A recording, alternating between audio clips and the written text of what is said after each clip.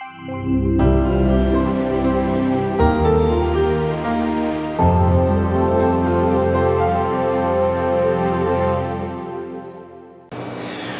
Health organisation की एक report के अनुसार भारत की 7.5% पॉपुलेशन किसी ना किसी तरह के मेंटल हेल्थ या मेंटल डिसऑर्डर से सफर कर रही है और ये टोटल हेल्थ डिसऑर्डर का 1/6 है। और अगर हम इसे ग्लोबल पर्सपेक्टिव में बोलें तो it is 15% of the global mental neurological and substance abuse disorders. दोस्तों, ये एक अलार्मिंग सिचुएशन है। मेरा नाम है विनय शर्मा, मैं एक हीलर, एनएलपी कोच और हिप्नोथेरेपिस्ट हूं और आज के इस सेशन में हम एक बहुत इंपॉर्टेंट डिस्कशन करने जा रहे हैं, ऐसी ही एक बीमारी जिसको हम बोलते हैं anxiety disorder. So let us try to understand what is anxiety and what is anxiety disorder. जब भी किसी में एंजाइटी बढ़ने लगती है तो अब साथ ही उसके चिंता और भय भी बढ़ने लगता है। इसके कारण उसका काम बाधित होने लग जाता है। बहुत सारे इसके उदाहरण हैं जिनमें से कुछ के बारे में मैं बात करूंगा। Obsessive compulsive disorder, panic disorder, PTSD. इसके कारण इंसान बहुत स्ट्रेसफुल रहने लग जाता है और उसकी वजह से उसमें बेचैनी बढ़ने लग जाती है, उसको निगेटिव थॉट्स आने लगते हैं, उसकी चिंता बढ़ने लग जाती है, उसके अंदर डर बढ़ने लग जाता है, जिसके कारण बार बार उसको पसीना आता है, सर में दर्द होता है, हाथ कांपने लग जाते हैं और शरीर के अलग अलग हिस्सों में पेन होने की वो कंप्लेंट करता है।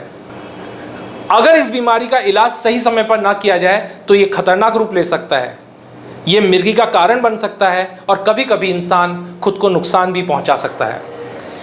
हाल ही एक न्यूज़ में नव्या नवेली नंदा, जो कि अमिताभ बच्चन की ग्रैंड डॉटर हैं, उन्होंने एक न्यूज़ चैनल पे बताया कि लोग अक्सर मेंटल डिजीजेज और मेंटल इलनेस के बारे में बात करने से शर्माते हैं और वो भी हाल में ही एक थेरेपी ले रही हैं जिसके बारे में उन्हें अपने ज़्यादातर दोस्तों को नहीं बताया, लेकिन वो ये चाहती हैं कि ये मेंटल हेल्थ के बारे में अवेयरनेस लोगों में फैलाई जाए और इसीलिए वो एक एनजीओ के साथ काम भी कर रही हैं। चलिए बात करते हैं एंजाइटी के कुछ लक्षणों यानी सिम्टम्स के बारे में। एंजाइटी में व्यक्ति को बहुत ज़्यादा चिंता होने लग जाती है और वो छोटे छोटे बातों पे परेशान होने लग जाता है, जिसके कारण उसके कोई भी काम करने में उसको तकलीफ आने लग जाती है। उसको चिंता होने लग जाती है पानी के बर्बाद होने की, चिंता होने लग जाती है नौकरी छूट जाने की या पैसे की चोरी हो जाने की।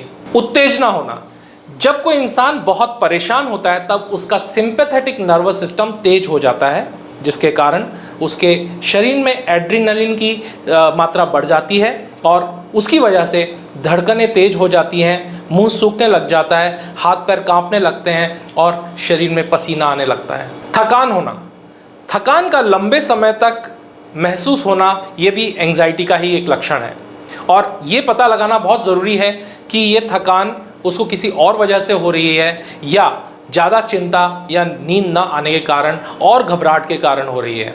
और अगर ये चिंता और नींद के कारण हो रही है तो ये एंजाइटी हो सकती है। चिड़चिड़ापन, मसल्स में तनाव, नींद ना आना और लोगों से घुलने मिलने में दिक्कत आना, ये भी एंजाइटी के ही लक्षण हैं। चलिए जानते हैं कि एंजाइटी डिसऑर्डर किन किन कारणों से होता है। इसमें सबसे महत्वपूर्ण कारण है फैमिली हिस्ट्री। ये ज़रूरी नहीं है कि आपको ये डिजीज़ आपके फादर या मदर से ही ट्रांसफ़र हो, पॉसिबल है कि ये उसके आगे की जनरेशन जैसे दादा दादी से भी ट्रांसफ़र हो सकता है। तो अगर परिवार में किसी को भी ये बीमारी है तो इसकी संभावनाएं बढ़ जाती हैं कि वो अगली जनरेशन में भी किसी को हो सकती है। दूसरा कारण है तनावपूर्ण माहौल।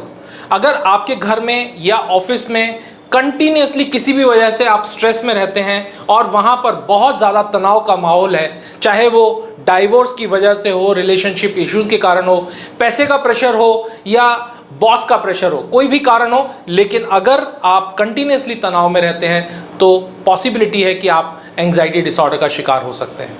बहुत सारे ऐसे हेल्थ इश्यूज़ भी हैं जिनके कारण लोगों को एंजाइटी होती है, जैसे कि किसी को अगर डायबिटीज़, हाइपरटेंशन, एस्थमा या और किसी तरह की कोई ऐसी बीमारी है जिससे वो बहुत समय से ग्रसित है और उसको इसका कोई रास्ता नहीं मिल रहा है। कभी कभी लोग ऑपरेशन के बाद, पैरालिसिस के बाद भी इस बीमारी से ग्रसित हो जाते हैं।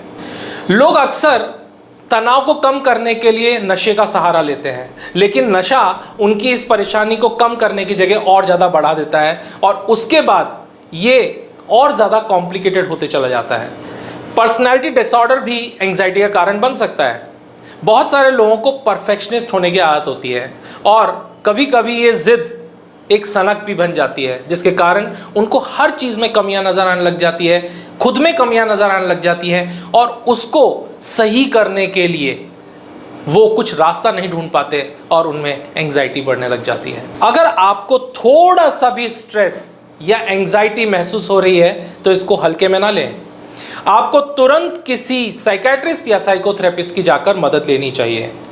लेकिन हाँ, एंटी डिप्रेसेंट्स लेने के साथ ही काउंसलिंग और थेरेपीज ये बहुत ज़्यादा कारगर साबित होती है और NLP, हिप्नोथेरेपी जैसी मोडालिटीज़ से आप खुद को कुछ घंटों या कुछ दिनों में ही बहुत जल्दी रिकवर करके नॉर्मल कर सकते हैं। आपको मुन्ना भाई MBBS मूवी तो याद होगी और उसमें कहा गया था कि कभी कभी आपके दिमाग में कुछ केमिकल लोचे हो जाते हैं। जी हाँ, आपके दिमाग में सिंपैथेटिक और पैरासिम्पैथेटिक सिस्टम्स बहुत सारे हार्मोन्स रिलीज करती है और उसी से पूरा सिस्टम बैलेंस होता है। जब भी ये बैलेंस में कुछ भी गड़बड़ होती है तब आप एंग्जाइटी, डिप्रेशन के शिकार हो जाते हैं। इन थेरेपीज और मेडिटेशंस की मदद से बहुत ही जल्दी सभी केमिकल्स बैलेंस होने लग जाते हैं और आपके सभी सिस्टम्स बिल्कुल नॉर्मल तरीके से काम करना शुरू कर देते हैं, जिसकी वजह से चिंता में कमी आने लग जाती है।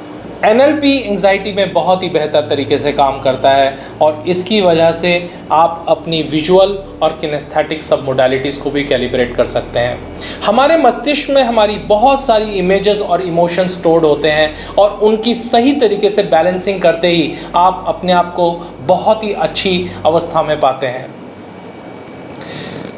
आपके दिमाग में स्टोर्ड की गई बहुत सारी इमेजेस को जैसे ही आप थोड़ा सा दूर या पास करते हुए या छोटा या बड़ा करते हैं तो आपके इमोशनल स्टेट्स चेंज हो जाते हैं। और ईयरफोन का इस्तेमाल करते हुए जैसे जैसे अपने श्वास के ऊपर ध्यान देते हुए छोड़ती हुई सांस के साथ पूरे टेंशन को बाहर निकालते हैं और साथ में ही सारी मांसपेशियों को नॉर्मलाइज करते हैं और अपने चिंताओं के सारे पैटर्न्स को तोड़ देते हैं, आप बहुत ही जल्दी अपने आप को रिकवर कर पाते हैं। अपने आप को पूरी तरीके से डी स्ट्रेस करने के लिए NLP की टाइमलाइन टेक्निक का आप इस्तेमाल कर सकते हैं। दरअसल चिंता होती क्यों है?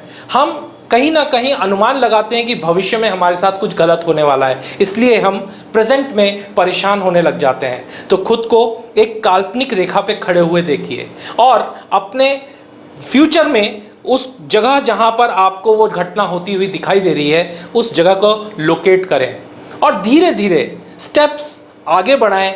अपनी ज़िंदगी के वो स्टेप्स को आगे बढ़ाते हुए उस घटना को क्रॉस कर लीजिए और उस घटना को अपने पास्ट में होता हुआ देखिए। जब आप पूरी तरीके से इस घटना के इमोशंस को पूरी तरीके से अपने आप से डिस्कनेक्ट कर देंगे, आप अपने आप को बहुत रिलैक्स और डिस्ट्रेस महसूस करेंगे। अकेले ना रहें, हमेशा कुछ ना कुछ करने में व्यस्त रहें और खुद को कभी भी अकेला ना छोड़ें। अगर आपके पास कुछ भी करने के लिए ना भी हो तो थोड़ा सा सो जाएं और अपनी नींद को पूरा कर लें। हेल्दी डाइट, एंग्जाइटी डिसऑर्डर में खुद को स्वस्थ बनाए रखने के लिए fresh vegetables and fruits, fat युक्त खाना और मोटे अनाज का प्रयोग करें और हाँ, फास्ट फूड को अवॉइड करें। खाना समय पर खाएं। भोजन करने को लेकर अगर आप टालमटोल करते रहते हैं और निर्धारित समय पर भोजन नहीं करते तो इसका फर्क आपके सिर्फ शारीरिक स्वास्थ्य पे नहीं बल्कि मानसिक स्वास्थ्य पे भी पड़ता है और एंग्जाइटी डिसऑर्डर इन्हीं में से एक है। संगीत सुने। संगीत किसको पसंद नहीं? हर किसी का अपना पसंदीदा गायक होता है, पसंदीदा गीत होता है जिसे सुनकर उसका मन झूमने लग जाता है। संगीत सबसे बड़ा स्ट्रेस बस्टर है और इससे ब्लड प्रेशर नॉर्मल होता है और हार्ट बीट भी सामान्य हो जाती है। इसलिए जब भी आपको कोई भी स्ट्रेस हो तो अपने पसंदीदा गीत सुने और अपने आप को पूरी तरीके से स्ट्रेस मुक्त कर लीजिए। व्यायाम ज़रूर करें। हर रोज़ कम से कम आधा घंटे योग या व्यायाम ज़रूर करना चाहिए। अगर इससे ज़्यादा समय कर सकते हैं तो और बेहतर होगा, लेकिन अगर आपको व्यायाम करने में मज़ा नहीं आता तो आप कोई खेल खेल सकते हैं जैसे क्रिकेट, फुटबॉल आदि।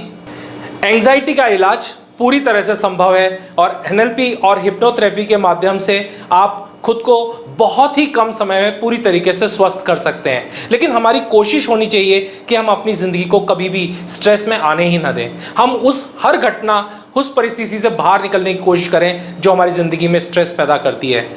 तो आप अगर और ज़्यादा जानकारी चाहते हैं तो हमारे नीचे दिए हुए लिंक में भी हमसे संपर्क कर सकते हैं। उम्मीद है आपको हमारे ये सब वीडियोस बहुत पसंद आ रहे होंगे। अगर आपको ये वीडियो बहुत ही अच्छा लगा तो आप लाइक कीजिए, इस वीडियो को शेयर कीजिए और हमारे इस channel the Vinay Sharma show को सब्सक्राइब करना ना भूलें। हम आपसे और ऐसे ही बहुत सारे इंटरेस्टिंग और इंफॉर्मेटिव वीडियो के साथ मिलते रहेंगे। तब तक आप सभी से गुड बाय।